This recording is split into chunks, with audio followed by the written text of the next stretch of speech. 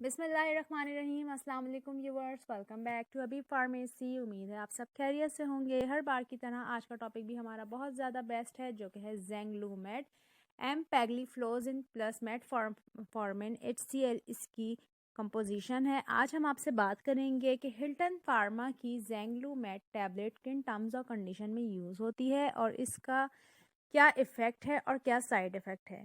سب سے پہلے تو میں آپ کو یہ بتاتی چلوں کہ ڈائبٹیز والے پیشنٹ میں استعمال کی جانے والی یہ دوا ہے۔ اس کے ساتھ ساتھ ڈائبٹیز میں جن پیشنٹس کو ساتھ ساتھ ہائپرٹینسو یعنی ہائی بلڈ پریشر کا مسئلہ ہوتا ہے، اس میں ڈاکٹر ریکمینڈ کرتے ہیں، کیونکہ یہ ہائی بلڈ پریشر میں پریونٹ کرتی ہے ہارٹ اٹیک سے، اسٹروک سے، انجائنا سے۔ اس کے علاوہ اگر ڈائبٹک پیشنٹ ہے اور اس کو ساتھ ساتھ انجائنا کا اٹیک بھی آ چکا ہے اور اس کے علاوہ اس کو پین ہوتا ہے، اس کے علاوہ اس کو کلاٹنگ وغیرہ ہو چکی ہے یا اس طرح سے کوئی بھی مسئلہ ہو چکا ہے، تو اس میں ڈاکٹر اس سیریس کنڈیشن سے، اسٹروک سے، فالج سے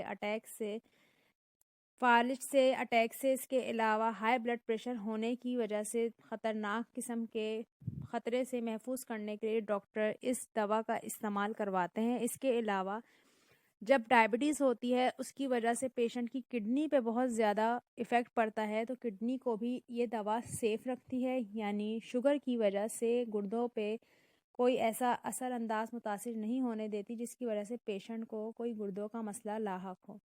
اگر ہم اس کے سائیڈ ایفیکٹ کی بات کریں تو کچھ کامن سائیڈ ایفیکٹ اس کے استعمال سے آپ کو ہو سکتے ہیں، جیسے کہ آپ کو ویجائنا کا ڈسچارج بہت ڈارک کلر کا ہو سکتا ہے، ویجائنل ایچنگ ہو سکتی ہے۔ اس کے علاوہ یورین جو ہے وہ بہت ڈارک کلر کا پاس ہو سکتا ہے، یورین کلاؤڈی بھی ہو سکتا ہے، یورین جو ہے آپ کو بہت زیادہ یلو کلر کا بھی ہو سکتا ہے اور اسمیل والا بھی ہو سکتا ہے، ہارٹ برننگ ہو سکتی ہے۔ اس کے علاوہ اسکن پہ ریڈنس ہو سکتی ہے، ایچنگ ہو سکتی ہے۔ یہ اس دوا کے کامن سائیڈ ایفیکٹ ہیں جو آپ کو ہو سکتے ہیں۔ اگر اس طرح کا کوئی بھی سائیڈ ایفیکٹ ہو تو فوری طور پہ اپنے ڈاکٹر سے رجوع کریں۔ ویڈیو اچھی لگے تو ہمارے چینل کو سبسکرائب کریں، ویڈیو کو لائک کریں۔ اللہ حافظ، ٹیک کیئر۔